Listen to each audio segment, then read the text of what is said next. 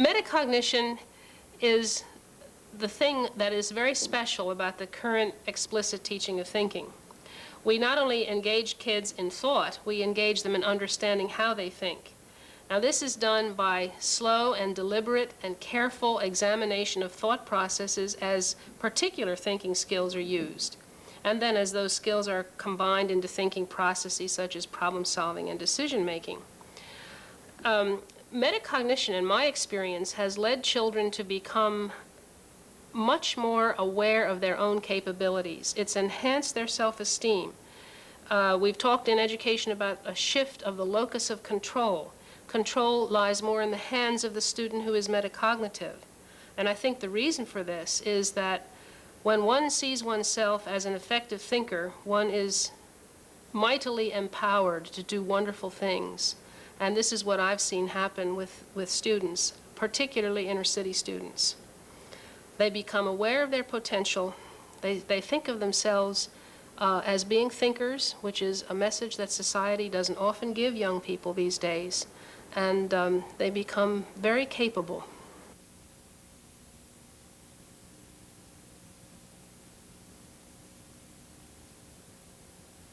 Our children are America's most precious resource.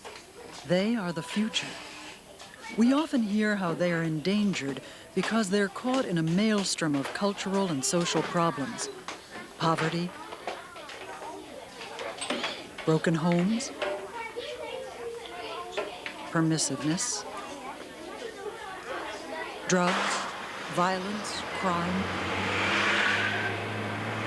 falling academic standards. However, this is not the whole story. Children possess a splendid gift, a mind that knows no limits, a mind that enables them in the face of a new experience to see beyond what is to what might be. They make discoveries, gain insights, and with time, learn something of the world around them. And if we educate children properly, they will never completely let go of the early innocence of mind that will keep them curious and forever open to new ideas. This is the goal of metacognitive teaching, the subject of this video. This video is for teachers who desire to help young people realize that the only real limits to learning are the ones they make for themselves. Let's start by defining metacognition. Better yet, let's see how some students and teachers define it. How many people can tell me something about thinking? What do you know about thinking? Alexis? Metacognition. What? Okay, that's a big word. What do you know about metacognition? Metacognition is thinking about thinking. Brandon? I think metacognition is thinking about thinking because you take time to think about your answer, and when it comes around to you, then you know what you're going to do. Very good. If you understand the meaning of metacognition, which is easily defined as thinking about your own thinking, the purpose of it, which is not always easily understood, is that you're thinking about your own thinking for the purpose of thinking better. Well, in past times, when a student went to the board, most often they would just put the answer up. And you'd ask, how'd you get that answer? They didn't know. All they know is that they wrote it on the board. Now they're in the habit of walking through, and when I say walk through, telling you their thinking steps, the steps they thought of as they did that particular problem. Research into the differences between good and poor learners and good and less effective thinkers, for that matter, points out that some of the differences are especially rooted in metacognition. That is, the good learner tends to be conscious of and aware of their own learning and their learning strategies. They think about what they want to learn, they plan strategies for learning it, they monitor their progress, and so on. And likewise, good thinkers are aware of their own thinking strategies and apply them mindfully. Typically, when less effective learners hit something that's challenging, what do they tend to do? They give up, because they don't have alternative strategies to use or the belief that they can, in fact, overcome the problem by thinking about it and trying different routes. If you observe various metacognitive classrooms, you'll find that they exhibit some common characteristics, 3 of which are: they have activities which challenge students, they have an atmosphere which values thinking, and third, the teachers are facilitators rather than providers of information. Let's take a close look at each of these characteristics. First, challenging activities. When you think about it, students need to engage their minds in order to reflect upon their thinking. Teachers have found that it helps if students become actively involved in solving problems. Problems that involve objects that have to be manipulated, ordered, or combined are particularly engaging to students. They were asked to create a straw bridge using pins. A certain number of pins they were given, a certain number of straws were given to them, and they had to meet certain criteria. So an awful lot of thinking has to go into actually creating a bridge that will support a 2-pound weight for a period of time, and then realizing that not only that, but you only have a certain amount of time to complete the task. And the idea, of course, again, is to make the bridge cost effective. So you don't want to use all the straws and you don't want to use all the pins, because within the structure of the lesson, they cost money. Tatiana, Stacy, and John's bridge. And this is our measured weight. It's approximately 2 pounds. And the whole idea of making the bridge was to span this distance, which they've done. They've matched that criteria, right? Now all we have to do is decide or find out whether or not this bridge will support this weight for how long? 3 seconds. At least 3 seconds, and we'll count out 3 seconds. And I'm assuming that you want me to put this weight in so it lays down. Yeah, fine, Okay. yeah. Is this the way you've been doing it? Okay. Be careful. It's I'm trying. Rose bush. Why don't you help me out there? All right, here we go. Oops. Beginning of the end. Okay, I'm going to count to 3. 1001, 1002, 1003, 1004, and it certainly holds the weight. I think they deserve Another a round of characteristic of applause. a metacognitive classroom is the value placed on All thinking. right, that's 1. Teachers do not accept guessing and one-word answers from students. They give students time to think before responding, often called wait time, and encourage them to think through the questions they ask.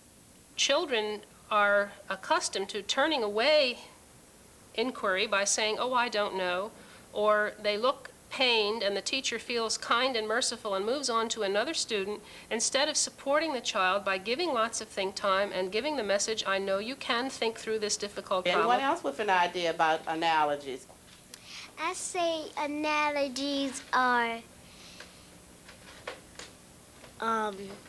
something that helps you make patterns, like if making relationships, like a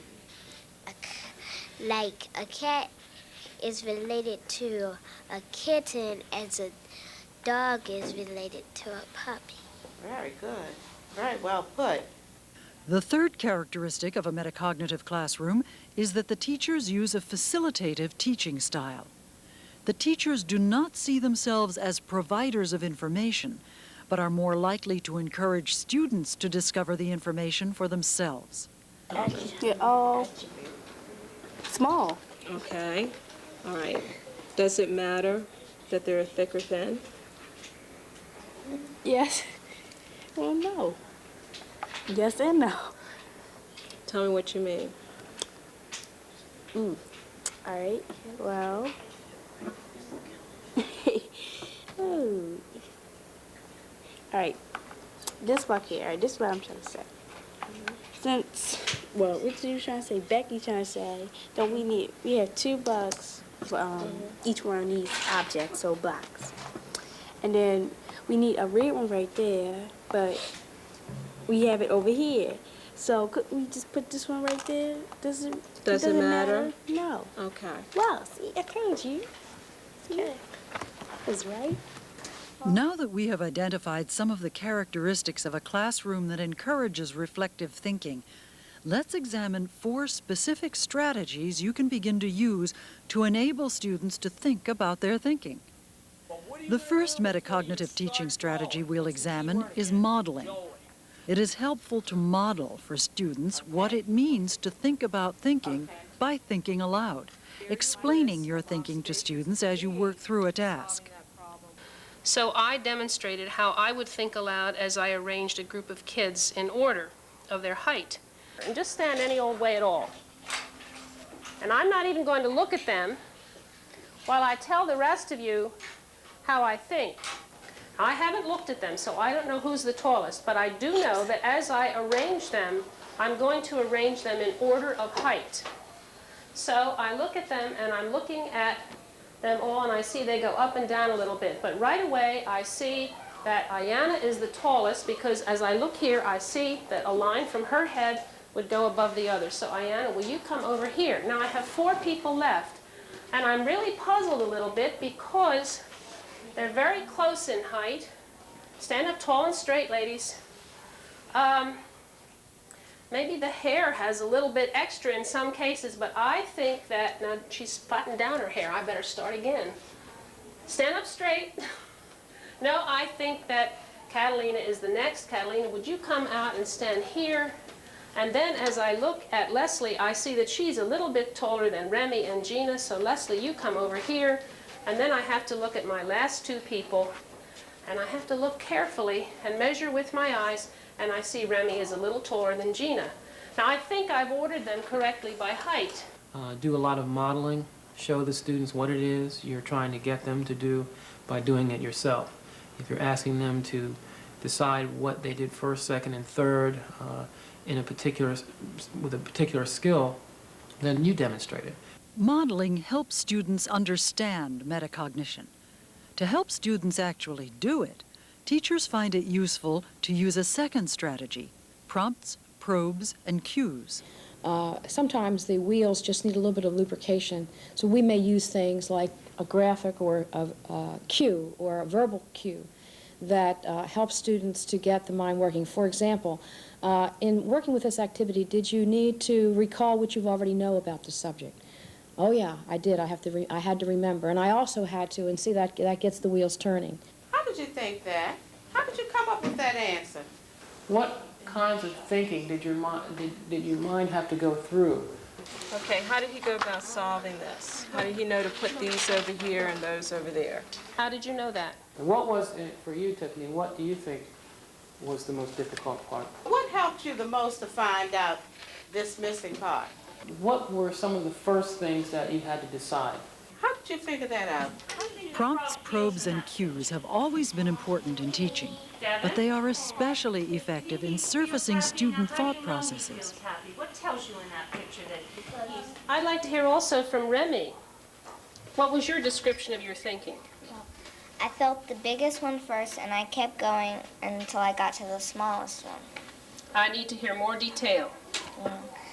Well, the biggest one... How did you find the biggest one?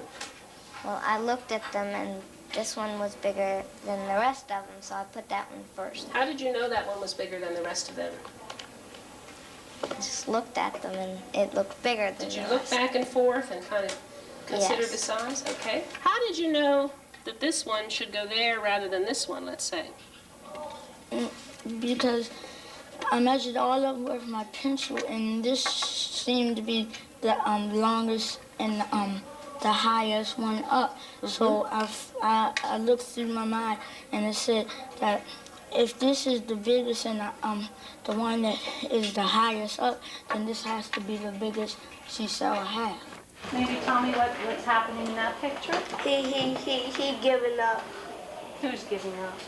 The boy. What makes you think that he's giving up? Because he had enough, because he couldn't catch the frog. Is there anything in that picture that lets you know that? Because he was a man showed that he gave up How did he show that?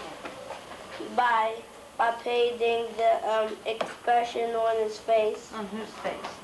on the boy's face. How would you describe that expression? Man.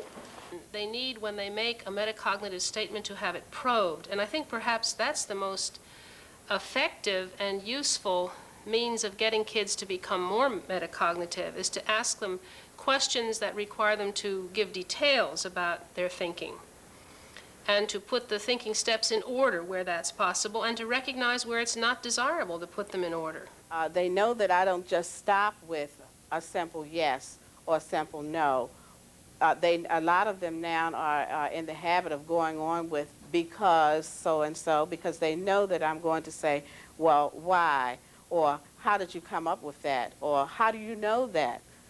So they are very much aware of that. Prompts, probes, and cues are very powerful, but no one strategy works with all students.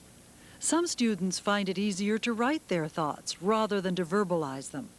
All right, at this point, we're almost ready to finish up, but what I want you to do now is in your thinking journals, I want you to attend to the part that talks about the things that we did today. It's useful to employ a variety of strategies when you want to engage students in metacognition. One reason for this is in the variety of learning styles that exist among students.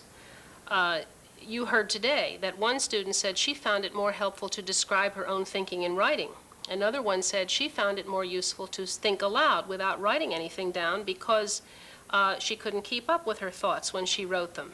Another said writing them down allowed her to be more reflective as she recorded her thoughts. The think wheel is really a metacognitive cue. It's a trigger that allows students to hang an idea on some visual symbol and says, okay, that's the kind of thinking I was doing today. Salvador, what did you say?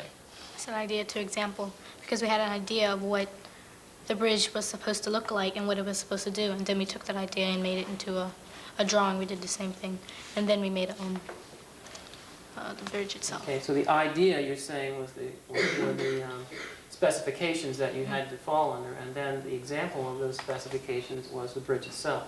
And what did you have? I did to example. Okay, elaborate on that a little bit. Is that?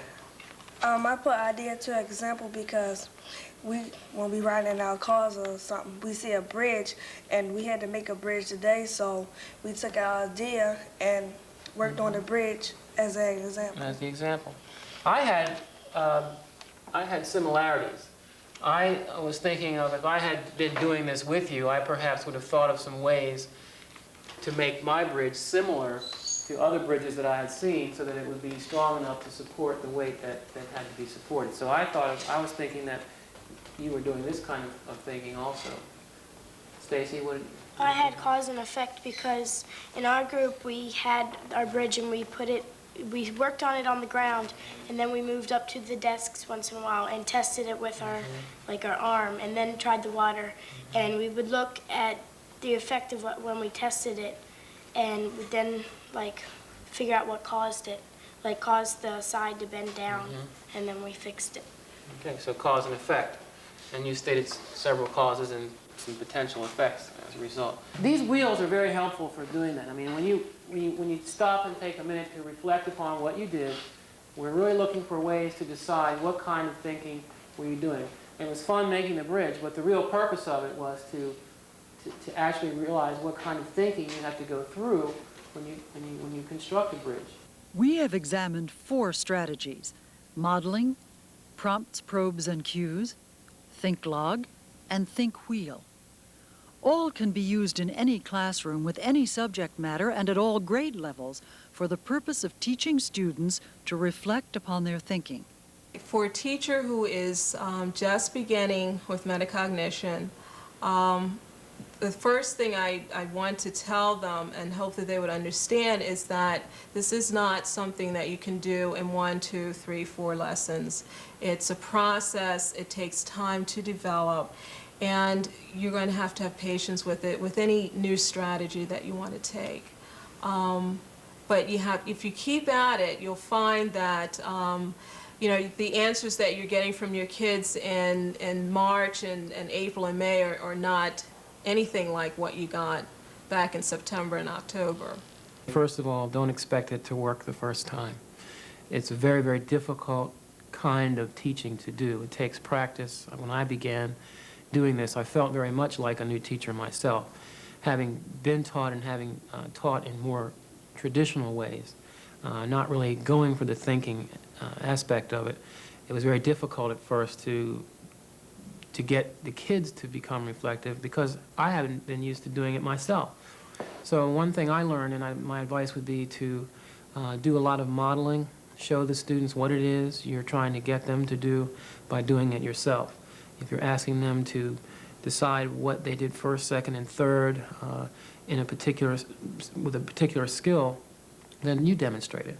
Show how you get from point A to point B, and how do you make the decision, how do you solve the problem, and talk out loud and share it with them and take away the mystery of it. If I had to give advice to a teacher about teaching metacognition, I would say go for it. While everybody else was passing the ball around, I was pretty much thinking about my ideas.